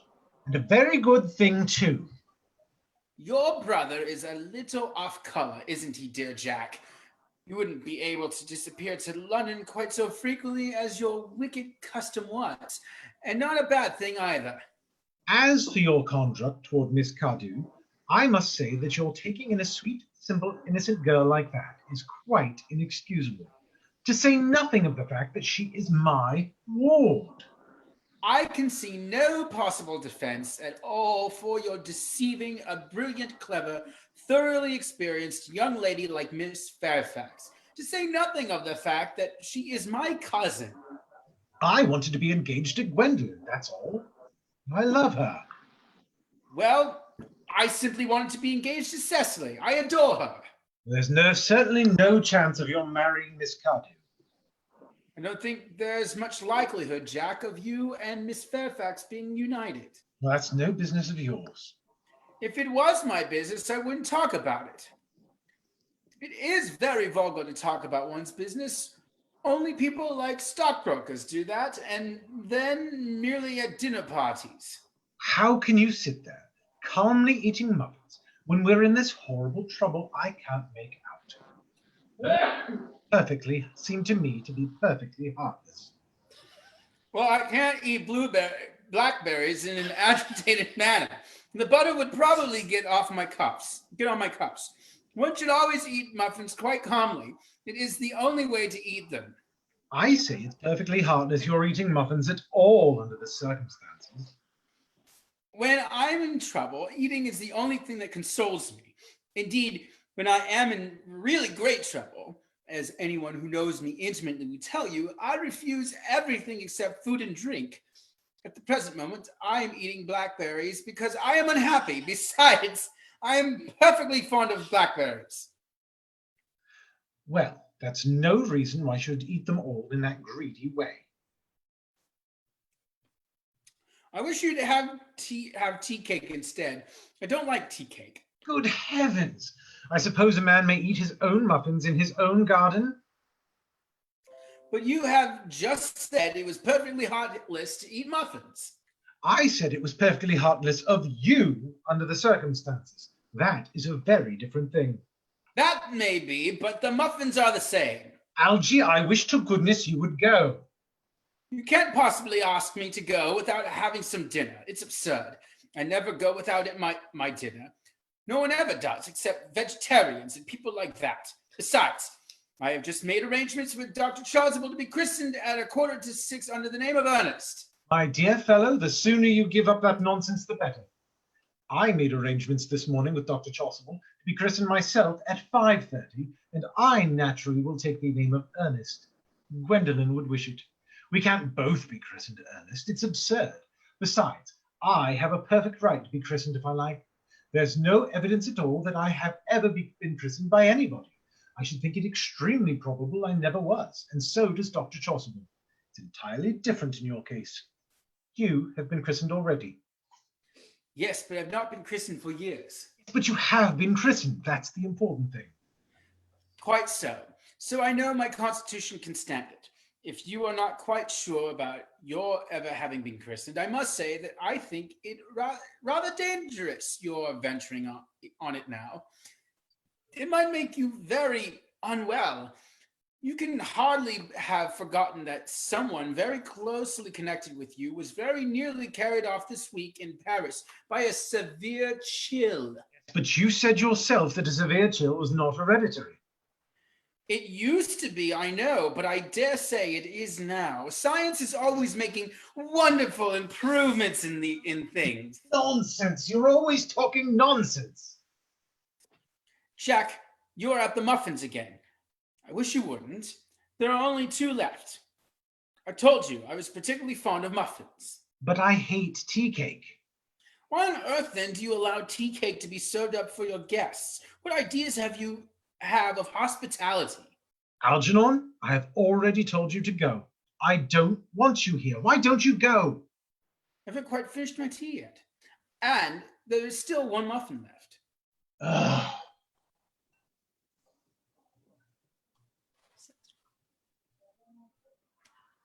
The fact that they did not follow us at once into the house, as anyone else would have done, seems to me to show that they have some sense of shame left. They have been eating muffins. That looks like repentance. They don't seem to notice us at all. Couldn't you cough? But I haven't got a cough. They're looking at us. What effrontery. They're approaching. That's very forward of them. Let us preserve a dignified silence. Certainly. It's the only thing to do now.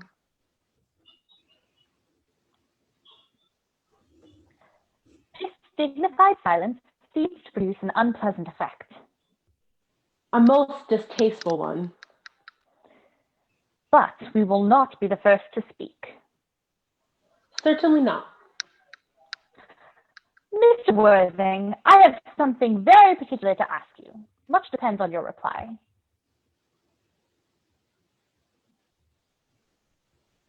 Gwendolen, your common sense is invaluable. Mr. Moncrief, kindly answer me the following question. Why did you pretend to be my guardian's brother? In order that I might have an opportunity of meeting you. That certainly seems a satisfactory explanation, does it not? Yes, dear, if you can believe him. I don't, but that does not affect the wonderful beauty in his answer. True. In matters of grave importance, style, not sincerity, is the vital thing. Mr. Worthing, what explanation can you offer to me for your pretending to have a brother? Was it in order that you might have an opportunity of coming to town to see me as often as possible? Can you doubt it, Miss Fairfax? I have the gravest doubts upon the subject, but I intend to crush them. This is not the moment for German skepticism. Their explanations appear to be quite satisfactory, especially Mr. Worthing's. That seems to me to have the stamp of truth upon it. I am more than content with what Mr. Moncrief said. His voice alone inspires me with absolute cruelty. Then you think we should forgive them? Yes. I mean, no. True, I had forgotten. There are principles at stake that one cannot surrender. Which of us should tell them? The task is not a pleasant one. Could we not both speak at the same time? An excellent idea. I nearly always speak at the same time as other people. Will you take the time from me? Certainly. Your Christian names Your are Christian names are still an insuperable barrier. That is all. barrier. That is all. Our Christian names, is that all? But are we going to be christened? But we are going to be christened this afternoon. For my sake, you are prepared to do this terrible thing. I am.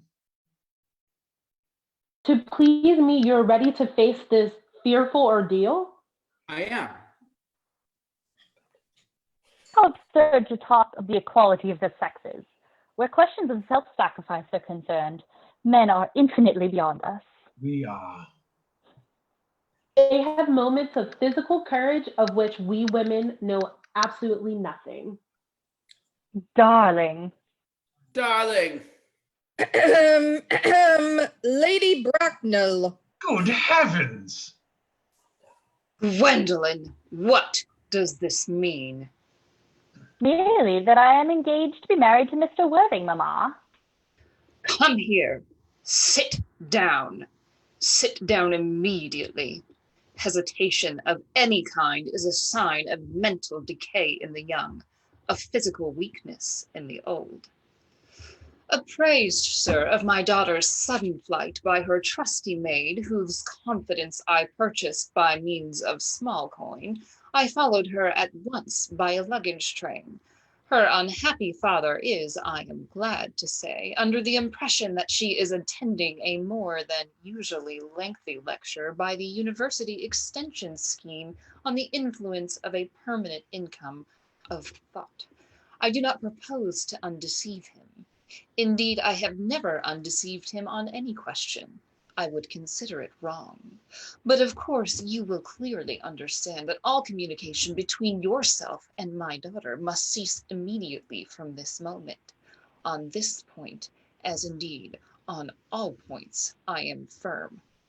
I am engaged to be married to Gwendolen, Lady Bracknell. You are nothing of the kind, sir. And now, as regards Algernon. Algernon! Yes, Aunt Augusta. May I ask if it is in this house that your invalid friend Mr. Bunbury resides? No. Bunbury doesn't live here. Bunbury is somewhere else at present. In fact, Bunbury's dead. Dead? When did Mr. Bunbury die? His death must have been extremely sudden. Oh, I killed Bunbury this afternoon. I mean, poor Bunbury died this afternoon. What did he die of? Bunbury? He was quite exploded. Exploded? Was he the victim of a revolutionary outrage? I was not aware that Mr. Bunbury was interested in social legislation. If so, he is well punished for his morbidity. My dear Aunt Augusta, I mean, he was found out. The doctors found out that Bunbury could not live. That is what I mean. So, Bunbury died. He seems to have had great confidence in the opinion of his physicians. I am glad, however, that he made up his mind at last to some definite course of action and acted under proper medical advice. And now that we have finally got rid of this Mr. Bunbury, may I ask Mr. Worthing, who is that young person whose hand my nephew Algernon is now holding in what seems to me a peculiarly unnecessary manner? That lady is Miss Cecily Cardew, my ward. I am engaged to be married to Cecily, Aunt Augusta. I beg your pardon. Mr. Moncrief and I are engaged to be married, Lady Bracknell. I do not know whether there is anything peculiarly exciting in the air of this particular part of Hertfordshire, but in the number of engagements that come on seems to me considerably above the proper average that statistics have laid down for our guidance. I think some preliminary inquiry on my part would not be out of place.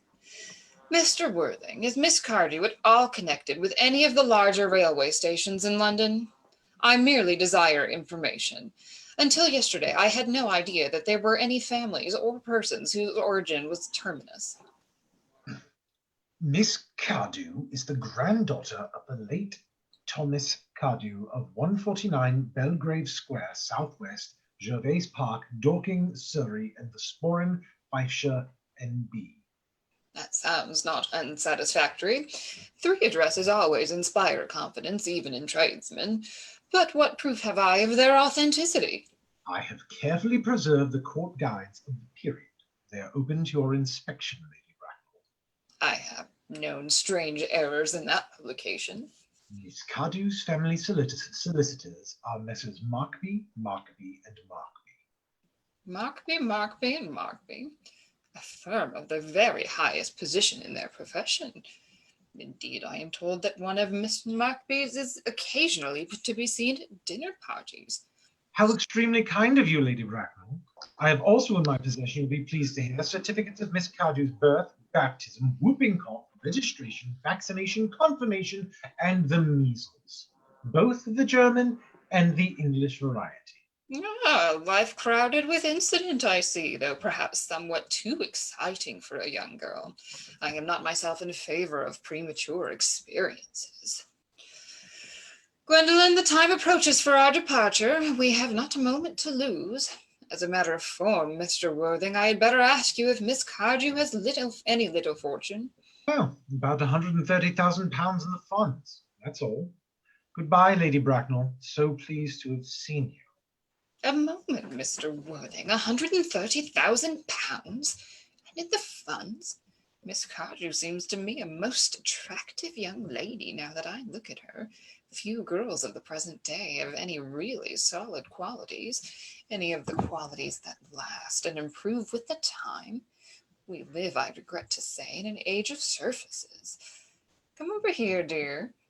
Pretty child, your dress is sadly simple, and your hair seems almost as nature might have left it, but we can soon alter that. A thoroughly experienced French maid produces a really marvelous result in a very brief space of time. I remember recommending one to young Lady Lansing, and after 3 months, her own husband did not know her. And after 6 months, nobody knew her. Kindly turn around, sweet child. No, the side view is what I want. Yes, quite as I expected. There are distinct social possibilities in your profile.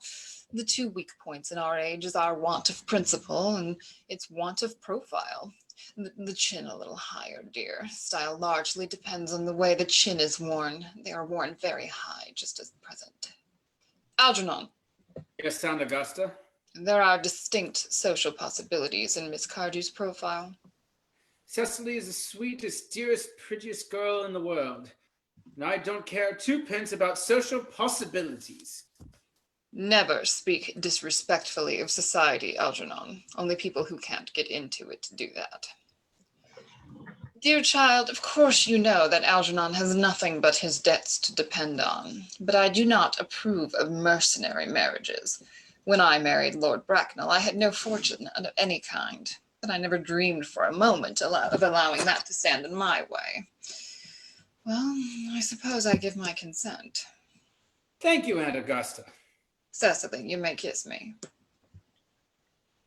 Thank you, Lady Bracknell. You may also address me as Aunt Augusta for the future. Thank you, Aunt Augusta. The marriage, I think, had better take place quite soon. Thank you, Aunt Augusta. Thank you, Aunt Augusta. To speak quite frankly, I'm not in favor of long engagements. They give people the opportunity of finding out each other's character before marriage, which I think is never advisable. I beg your pardon for interrupting you, Lady Bracknell, but this engagement is quite out of the question. I am Miss Cardew's guardian, and she cannot marry without my consent until she comes of age. That consent I absolutely decline to give. Upon what grounds, may I ask? Algernon is an extremely, I may almost say ostentatiously eligible young man. He has nothing, but he looks everything. What more can one desire? It pains me very much to have to speak frankly to you, Lady Bracknell, about your nephew, but the fact is that I do not approve at all of his moral character. I suspect him of being untruthful. Untruthful? My nephew Algernon? Impossible. He is an Oxonian. I fear there can be no possible doubt about the matter. This afternoon, during my temporary absence in London for an important question of romance, he obtained admission to my house by means of the false pretense of being my brother.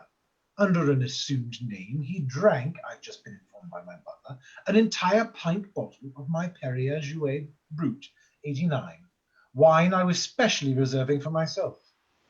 Continuing his disgraceful deception, he has succeeded in the course of the afternoon in alienating the affections of my only ward. He subsequently stayed out to tea and devoured every single muffin. And what makes his conduct all the more heartless is that he was perfectly well aware from the first that I have no brother, I have never had a brother, and that I don't intend to have a brother, not even of any kind. I distinctly told him so myself yesterday afternoon. Mr. Worthing, after careful consideration, I have decided entirely to overlook my nephew's conduct to you. That is very generous of you, Lady Brown. My own decision, however, is unalterable. I decline to give my consent. Come here, sweet child. How old are you, dear? Well, I'm really only 18, but I always admit to 20 when I go to evening parties. You are perfectly right in making some slight alteration. Indeed, no woman should ever be quite accurate about her age. It looks so calculating. 18, but admitting to 20 at evening parties. Well, it will not be very long before you are of age and free from restraints of tutelage. So I don't think your guardian's consent is, after all, a matter of any importance. Pray excuse me, Lady Bracknell, for interrupting you again, but it is only fair to tell you that according to the terms of her grandfather's will, Miss Cardew does not become legally of age until she is 35. That does not seem to me to be of grave objection. 35 is a very attractive age. London society is full of women of the very highest birth who have, of their own free choice, remained 35 for years. Lady Dumbleton is an instance in point. To my own knowledge, she has been 35 ever since she arrived at the age of 40, which was many years ago now. I see no reason why our dear Cecily should not be even still more attractive at the age you mentioned than she is at present. There will be a large accumulation of property. Algie, could you wait for me till I was 35? Of course I could, Cecily. You know I could. Yes, I felt it instinctively, but I couldn't wait all that time. I hate waiting even 5 minutes for anybody. It always makes me rather cross. I am not punctual myself, I know, but I do like punctuality in others. And waiting, even to be married, is quite out of the question. Then what is to be done, Cecily? I don't know, Mr. Moncrief. My dear Mr. Worthing, as Miss Cardew states positively that she cannot wait until she is 35, a remark which I am bound to say seems to me to show a somewhat impatient nature. I would beg of you to reconsider your decision. But my dear Lady Bracknell, the matter is entirely in your own hands. The moment you consent to my marriage with Gwendolen, I will most gladly allow your nephew to form an alliance with my ward. You must be quite aware that what you propose is out of the question. Then a passionate celibacy is all that any of us can look forward to. That is not the destiny I propose for Gwendolen. Algernon, of course, can choose for himself. Come, dear Gwendolen, we have already missed 5, if not 6 trains. To miss any more might expose us to comment on the platform. Everything is quite ready for the christenings. The christenings, sir. Is that not somewhat premature? Both these gentlemen have expressed a desire for immediate baptism. At their age, the idea is grotesque and irreligious. Algernon, I forbid you to be baptized. I will not hear of such excess. Lord Bracknell would be highly displeased if he learned that this was the way in which you wasted your time and money. Am I to understand, then, that there are to be no christenings at all this afternoon? I don't think that as things are now, it would be of much practical value to either of us, Dr. Chaucer. I am grieved to hear such sentiments from you, Mr. Worthing. They savor of the heretical views of the Anabaptist views that I have completely refuted in 4 of my unpublished sermons. However, as your present mood seems to be one particularly secular, I will return to the church at once. Indeed, I have just been informed by the pew opener that for the last hour and a half Miss Prism has been waiting for me in the vestry. Miss Prism? Did I hear you mention a Miss Prism? Yes, Lady Bracknell. I am on my way to join her. Pray let me allow you to detain you for a moment. This matter may prove to be one of vital importance to Lord Bracknell and myself. Is this Miss Prism a female of repellent aspect, remotely connected with education? She is the most cultivated of ladies, and the very picture of respectability. It is obviously the same person. May I ask what position she holds in your household? I am celibate, madam. Miss Prism, Lady Bracknell, has been, for the last 3 years, Miss Cardew's esteemed governess and valued companion. In spite of what I hear of her, I must see her at once. Let her be sent for. She approaches. She is nigh. I was told you expected me in the vestry, dear Canon. I have been waiting for you there for an hour and 3/4. Prism. Come here, Prism.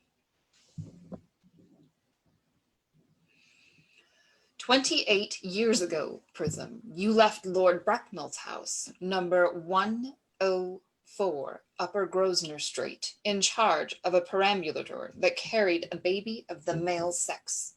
You never returned. A few weeks later, through the elaborate investigations of the Metropolitan Police, the perambulator was discovered at midnight standing by itself in a remote corner of Bayswater. It contained the manuscript of a 3-volume novel of more than usually revolting sentimentality. But the baby was not there. Prism, where is that baby? Lady Bracknell, I must admit with shame that I do not know. I only wish I did. The plain facts of the case are these.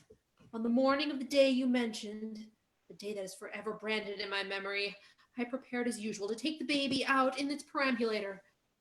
I had also with me a somewhat old but capacious handbag in which I had intended to place the manuscript of a work of fiction I had written during my few unoccupied hours.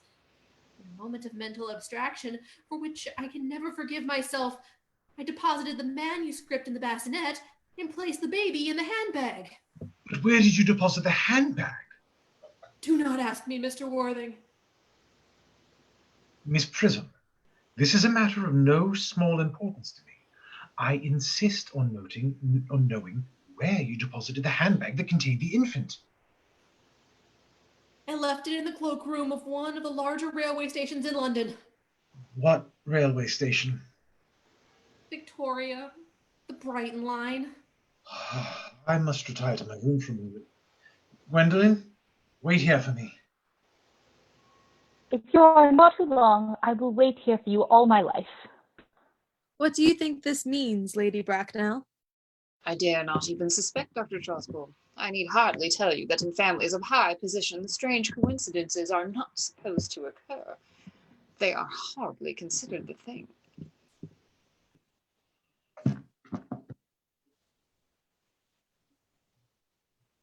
Sorry. Uncle Jack seems strangely agitated. Your guardian has a very emotional nature. This noise is extremely unpleasant. It sounds as if he was having an argument. I dislike arguments of any kind. They are always vulgar and often convincing. It has stopped now. I wish he would arrive at some conclusion. The suspense is terrible. I hope it will last. Is this the handbag, Miss Prism? Examine it carefully before you speak. The happiness of more than one life depends on your answer. It seems to be mine. Yes, Here's the injury it received through the upsetting of a Gower Street omnibus in younger and happier days. Here's the stain on the lining caused by the explosion of a temperance beverage in an incident that occurred in Leamington. Here on the lock are my initials. I'd forgotten that in an extravagant mood I had placed them there. This bag is undoubtedly mine. I'm delighted to have it so unexpectedly restored to me. It's been a great inconvenience being without it all these years. Miss Prism, more is restored to you than this handbag. I was the baby you placed in it. You? Yes. Mother! Mr. Worthing, I am unmarried. Unmarried? I don't deny that this is a serious blow, but after all, who has the right to cast a stone against one who suffered? Cannot repentance wipe out an act of folly? Why should there be one law for men and another for women? Mother, I forgive you. Mr. Worthing, there is some error. This is the lady who can tell you who you really are. Lady Bracknell, I hate to seem inquisitive, but would you kindly inform me who I am? I am afraid that the news I have to give you will not altogether please you.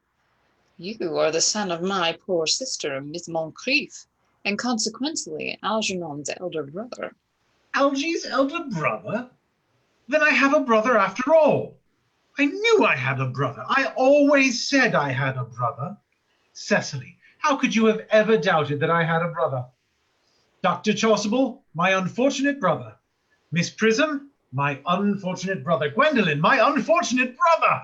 Algie, you young scoundrel, you'll have to treat me with more respect in the future. You never behaved to me like a brother in all your life. Well, not till today, old boy, I admit. I did my best, however, though I was out of practice. My own? But what own are you? What is your Christian name now that you have become someone else? Good heavens! I had quite forgotten that point. Your decision on the subject of my name is irrevocable, I suppose. I never change except in my affections. What a noble nature you have, Gwendolen. Then the question had better be cleared up at once. Aunt Augusta, a moment. At the time when Miss Prism left me in the handbag, had I been christened already? Every luxury that money could buy, including christening, had been lavished on you by your fond and doting parents. I was christened. Then I was christened. That is settled. Now, what name was I given? Let me know the worst. Being the eldest son, you were naturally christened after your father. Yes, but what was my father's Christian name? I cannot at the present moment recall what the general's Christian name was, but I have no doubt he had one. He was eccentric, I admit, but only in later years, and that was the result of the Indian climate, and marriage, and indigestion, and other things of that kind. Algie, can't you remember what our father's Christian name was? My dear boy, we were never even on speaking terms. He died before I was a year old. His name would appear in the army list of the period, I suppose, Aunt Augusta. The general was essentially a man of peace, except in his domestic life. But I have no doubt his name would appear in any military directory. The army lists of the last 40 years are here. These delightful records should have been in my constant study. M. Generals, Malham, Maxbourne, Magley, what ghastly names they have. Markby, Migsby, Mobbs, Moncrief, Lieutenant, 1840, Captain, Lieutenant Colonel, Colonel, General, 1869, Christian name, Ernest John. Ernest John. I always told you, Gwendolen, my name was Ernest, didn't I? Well, it is Ernest after all. I mean, it naturally is Ernest.